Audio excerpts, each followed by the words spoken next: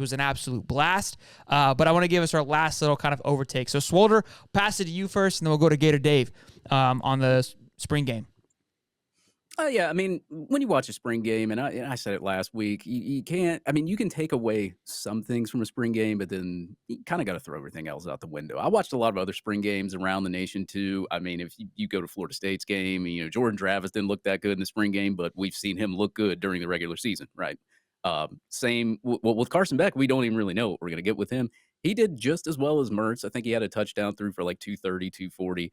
It's kind of like what Mertz did. But when it comes down to just a regular spring game and looking at what the starting quarterback Mertz did, I mean, you go 62% for 244 yards, a touchdown, while you're getting pressured on top of that, because we all know that there was injuries to the offensive line. We saw the high snaps, we saw all that other kind of stuff. But to do and put up the numbers that he did while he was getting pressured, I kind of, like I said, you can't take too much away from a spring game, but I kind of, was tip my hat to that. I mean, he didn't really have a lot of time to throw the football in a lot of scenarios. Sometimes he did, and he kind of struggled with that a little bit too. So you got to kind of look at that too. But at the end of the day, I liked what I saw kind of from the offense, even though there wasn't a lot of points scored. I mean, you saw a lot of speed out there from Aiden Mazzell and some of those other receivers, Andy Jean with that one big play where it looked like everybody's trying to tackle him. And of course, he had that good return there from ETN. And you're really curious to see what to do on special teams there. But the one thing that really stuck out to me, especially, and it may not have stuck out to a lot of people, of course, the defense played pretty well. We all know that. Was the kicking game. It still looked like there was, miscues. Obviously, you're missing field goals, and Trace Mack, I think, kicked some of those field goals too. 5-star Coles kicker, Kicked the winner. I think the biggest thing going forward that I'm concerned about would be kicking. But I mean, as far as like just overall into a spring game, I don't like to look too much into it. But I did like to see the fact that the defense was able to hold the offenses to 10 and 7 points, because, I mean, let's face it, the last 2 years, the defense has been pretty anemic. I mean, they've been ranked in the hundreds in just about 9 to 10 statistical categories. Anytime from like 2020 all the way to here, you didn't really see good defense, even in the spring games. So if there's a good takeaway that you got from that spring game was, okay, well, we played better defense, regardless of who was injured, regardless of what was happening. We played better defense. There wasn't a lot of broken coverages. There was some, but not a lot of them. And overall, I'm okay with it. I would rather see what happens in fall and go from there. But I'm not too worried about it just because it's a spring game, and I watched some of the other ones and they didn't look too hot either. So I think the big thing, like you said, a lot of the games came out and the noise kind of settled, but we were the first team to go. We were the first to go in line. So we were kind of easy to point the finger at. We were the only thing to look at. So we were on everybody's radar. I feel like Colorado is going to be in that same boat this Saturday. Everyone's going to be watching, especially how much hype and noise has been behind it. They're going to face the same type of critique, in my opinion, but I feel like he has the advantage of going second, being second in that limelight where he can kind of spin it a little bit. Gator Dave, what were your thoughts on everything? You were there at the game. Yeah, it's look, you can take some things away from a spring game. You just don't know what to take away from a spring game. We'll know when the season comes along. I'm sure there's something you can make a connection back to the spring game, but you're not going to know till September, October, whatever. So, I mean, last year, of course, we were talking about, hey, there's Anthony Richardson and that great performance he had. Let's go. And we know how that went. We didn't see that Anthony Richardson on a week-to-week basis in the season. So, it did seem like for the offense, they could get some things going, but when they would string together 2 or 3 plays, and here comes a bad snap. And that probably wouldn't have happened if Kingsley out there snapping the ball.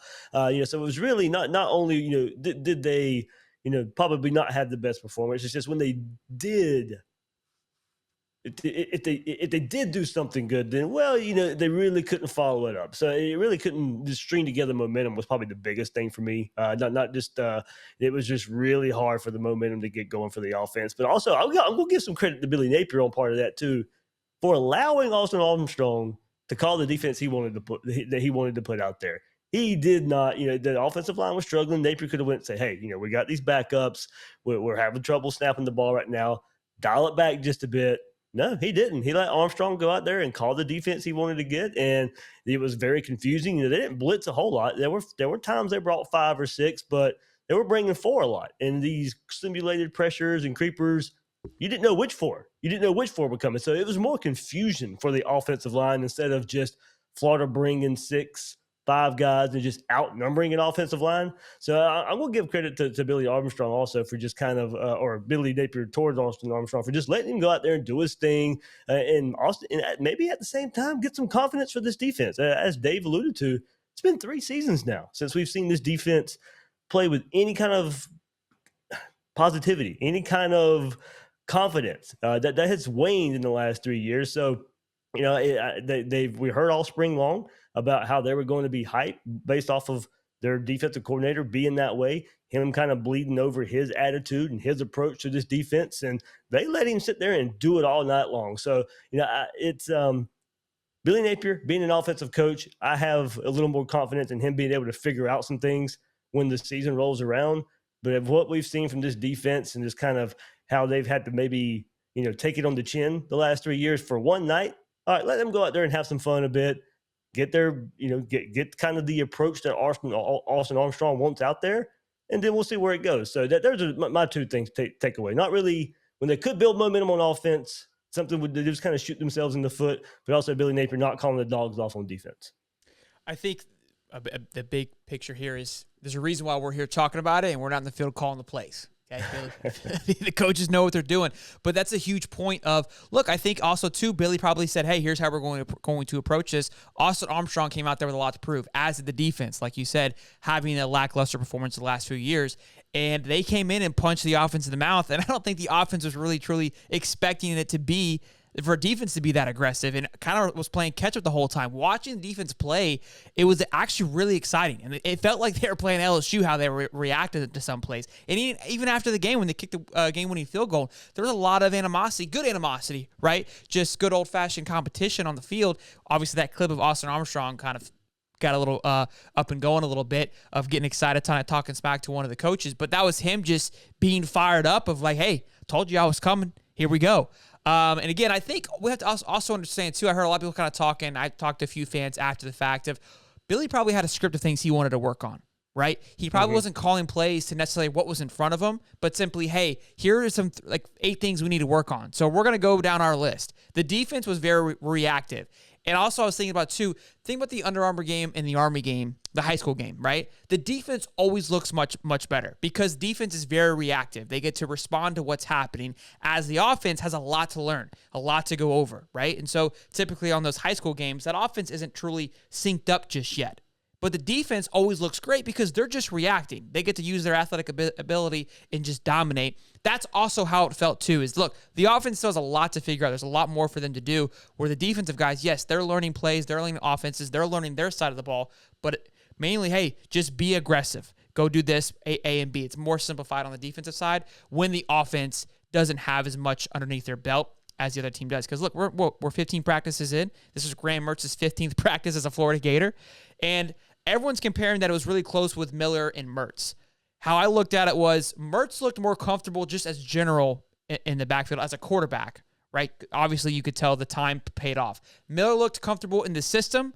Being a second time through, I would hope he would. But Graham really started to show his experience towards the end. Like you said, the rhythm started to happen towards the end. It was a bad snap or something kind of fluke or a fumble that would just to end the run. But all in all, you saw some good things going on. And again, what Swarterquist said, comparing it to other quarterbacks in other spring games, numbers weren't that bad. But when it first came out, it felt like it was horrendous because it was the only thing to compare it to.